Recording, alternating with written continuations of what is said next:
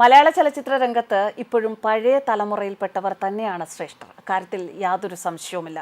പുതിയ തലമുറയിൽപ്പെട്ട ഷൈൻ ടോം ചാക്കോയെ പോലെയും ശ്രീനാഥ് ഭാസിയെ പോലെ ഉള്ളവരൊക്കെ കള്ളിനും കഞ്ചാവിനും അതുപോലെ കൊട്ടേഷനും ഒക്കെ പിന്നാലെ നടക്കുമ്പോൾ ശ്രീനിവാസനെയും സുരേഷ് ഗോപിയെയും പോലുള്ളവർ ഇപ്പോഴും നന്മയുടെ പാതയിലാണ്. കഴിഞ്ഞ ദിവസം വളരെ സന്തോഷം നിറഞ്ഞ ഒരു വാർത്ത കേട്ടിരുന്നു. ശാരീരിക അവശതകൾ വകവയ്ക്കാതെ കണിക്കൊന്ന പൂക്കളുമായി നടൻ ശ്രീനിവാസൻ ഒരു വീടിൻ്റെ ഗൃഹപ്രവേശന ചടങ്ങിൽ സംബന്ധിച്ചു എന്നുള്ള ഒരു വാർത്തയായിരുന്നു അത്. ഒരു പാലുകാച്ചിന് ഒരാൾ പങ്കെടുക്കുക എന്ന് പറയുമ്പോൾ അതൊരു സുഹൃത്തിൻ്റെ ഗൃഹപ്രവേശനമാകാം, അല്ലെങ്കിൽ ബന്ധുക്കളുടെ ആരുടെയെങ്കിലും ഗൃഹപ്രവേശനമാകാം, അങ്ങനെയൊക്കെ നമ്മൾ ചിന്തിക്കും. പക്ഷേ അങ്ങനെയല്ല. തൻ്റെ കൂടെ 17 വർഷമായി തൻ്റെ വാഹനം ഓടിക്കുന്ന സാരഥിയായ ഡ്രൈവർ ഷിനോജിന് വിഷുദിനത്തിൽ സ്നേഹസമ്മാനമായി ഒരു പുതിയ വീട് നൽകുന്ന ചടങ്ങിനാണ് കൊന്നപ്പൂവുമായി ശ്രീനിവാസൻ എത്തിയത്.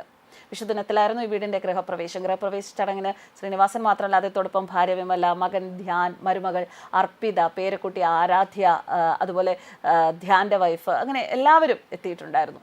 വിമല ആണ് പാലുകാച്ചലിന് നേതൃത്വം കൊടുത്തത്. വിമല തന്നെയാണ് പാലുകാച്ചൽ നടത്തിയതിനു ശേഷം എല്ലാവർക്കും വിഷുക്കൈ നീട്ടം നൽകി.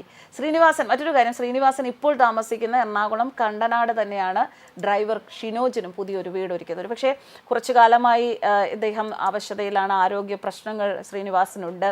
തൻ്റെ ഏതവസരത്തിലും എന്ത് ശാരീരിക ബുദ്ധിമുട്ടുകൾ ഉള്ളപ്പോഴും വെളിപ്പുറത്ത് ഷിനോജ് ഉണ്ടാകണം എന്നതും, അല്ലെങ്കിൽ അതുപോലെയുള്ള ഒരാളുടെ സാന്നിധ്യത്തിൽ ഇപ്പോൾ അസുഖം വന്ന് വണ്ടിയിലിരിക്കുമ്പോൾ പോലും വളരെ വിശ്വസിച്ചിരിക്കാൻ പറ്റുന്ന ഒരു വ്യക്തിയാണ് ഷിനോജ് എന്നുള്ളത് കൊണ്ടും ആ ഒരു സ്നേഹമൊക്കെ പ്രകടിപ്പിക്കാൻ തന്നെ ആയിരിക്കാം ഒരു പക്ഷേ ശ്രീനിവാസൻ ഇത്തരത്തിൽ ഒരു വീട്, അതും വിഷുദിനത്തിൽ അദ്ദേഹത്തിന് കൈമാറിയത്. കുറച്ചു കാലമായി ഷിനോജിൻ്റെ വീടിനെക്കുറിച്ച് ശ്രീനിവാസൻ പറയുന്നുണ്ടായിരുന്നു. ഇഷ്ടമുള്ള സ്ഥലം കണ്ടെത്താൻ ഷിനോജിനോട് ശ്രീനിവാസൻ തന്നെയാണ് ആവശ്യപ്പെട്ടത്. അങ്ങനെ കണ്ടെത്തിയ സ്ഥലത്താണ് വീട് പണി കഴിപ്പിച്ചത്. ഷിനോജ് കോഴിക്കോട് പയ്യോളി സ്വദേശിയാണത്രേ. തിരക്കഥാകൃത്തും ശ്രീനിവാസൻ്റെ ബന്ധുവുമായ രാകേഷ് മണ്ടൂടിയും ഗൃഹപ്രവേശ ചടങ്ങിൽ പങ്കെടുത്തു. ഡ്രൈവറെയും തൻ്റെ കുടുംബത്തിൻ്റെ ഭാഗമായി കണ്ട ശ്രീനിവാസൻ്റെ ആ ഒരു പ്രവൃത്തി ആരാധകർ അഭിനന്ദിക്കുകയാണ്. രോഗങ്ങൾ കുറച്ചു നാളുകളെ അദ്ദേഹത്തെ അലട്ടുകയാണ്. അടുത്തിടെ അദ്ദേഹം ആപ് കേസെ എന്ന ധ്യാൻ ശ്രീനിവാസൻ ചിത്രത്തിൽ അഭിനയിക്കുകയും ചെയ്തു. കുറേ കാലമായി മനസ്സിലുള്ള ഈ ആഗ്രഹം ഷിനോജിനോട് പറയുമ്പോഴെല്ലാം ഷിനോജ് അത് വേണ്ട എന്ന് സ്നേഹപൂർവ്വം നിരസിക്കുകയായിരുന്നു. അവസാനം ശ്രീനിവാസന്റെ മകൻ വിനീത് ശ്രീനിവാസൻ ഇടപെട്ടാണ് ഷിനോജിനെ കൊണ്ട് ഇക്കാര്യം സമ്മതിപ്പിച്ചത്. അച്ഛൻ സന്തോഷത്തോടെ ഒരു കാര്യം ചെയ്തു തരുമ്പോൾ അത് വേണ്ട എന്ന് പറയരുത് എന്ന് വിനീത് ഷിനോജിനോട് അഭ്യർത്ഥിച്ചത്രേ. ഒടുവിൽ ഷിനോജ് സമ്മതം മൂളി.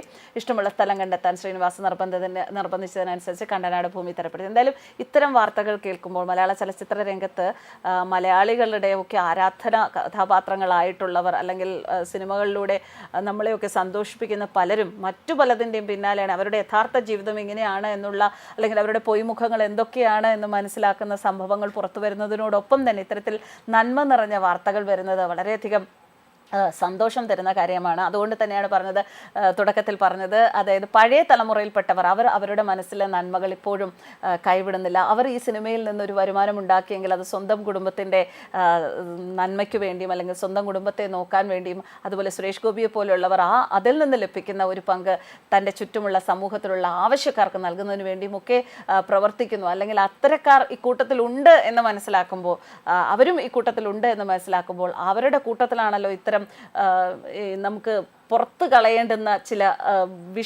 വിത്തുകൾ മുളയ്ക്കുന്നത് എന്നറിയുമ്പോൾ ശരിക്കും വേദന തോന്നും. പിന്നെ ഇന്നത്തെ കാലം മാറിപ്പോയി, പണ്ടത്തെ കാലമല്ല. ഒരുപാട് മാറ്റങ്ങൾ, ഇതിപ്പോൾ സിനിമാ രംഗത്ത് മാത്രമല്ല, നമ്മുടെയൊക്കെ ജീവിതങ്ങളിലും നമ്മുടെയൊക്കെ ചുറ്റുപാടുമുള്ള സമൂഹത്തിലും കുടുംബങ്ങളിലും പോലും പല മൂല്യച്യുതികളും സംഭവിച്ചിരിക്കുന്ന ഈ കാലത്ത് ഇത്തരം നന്മകൾ അവശേഷിക്കുന്നു എന്നെങ്കിലും മനസ്സിലാക്കി സന്തോഷിക്കാൻ മാത്രമേ നമുക്ക് തരമുള്ളൂ. ഈ നന്മകൾ പാഠമാക്കുന്ന, ഈ നന്മകളെ മാതൃകകളാക്കുന്ന ഒരുപാട് പുതിയ തലമുറയിൽപ്പെട്ട കുഞ്ഞുങ്ങൾ ഉണ്ടാകട്ടെ. വിഷവിത്തുകൾക്കൊപ്പം പോകാതെ, അല്ലെങ്കിൽ വിഷവിത്തുകളിൽ ഒളിഞ്ഞിരിക്കുന്ന ആ ഒരു അപകടം മനസ്സിലാക്കി അതിനെ തെറ്റാണ് എന്ന് തിരിച്ചറിഞ്ഞ് അതിനെ മാറ്റി നിർത്താനുള്ള ഒരു ആർജവവും ബോധവും നമ്മുടെ പുതുതലമുറയ്ക്ക് ഉണ്ടാകട്ടെ എന്ന് നമുക്ക് പ്രാർത്ഥിക്കാം, ആശിക്കാം. എന്തായാലും നടൻ ശ്രീനിവാസന് ആരോഗ്യവും ആയുസ്സും ഒക്കെ ഷിനോജിൻ്റെ കുടുംബത്തോടൊപ്പം നമ്മളും നേരുകയാണ്. ഈ സമൂഹം മുഴുവൻ ഇത്തരം നല്ല സത്പ്രവർത്തി ചെയ്ത ശ്രീനിവാസന് ഒരുപാട് സമാധാനം, അദ്ദേഹത്തിന് അസുഖങ്ങളൊന്നുമില്ലാതെ ഇനിയുള്ള കാലം ജീവിക്കാൻ സാധിക്കട്ടെ എന്ന് പ്രാർത്ഥിക്കുകയാണ്. News desk കർമ്മസ്.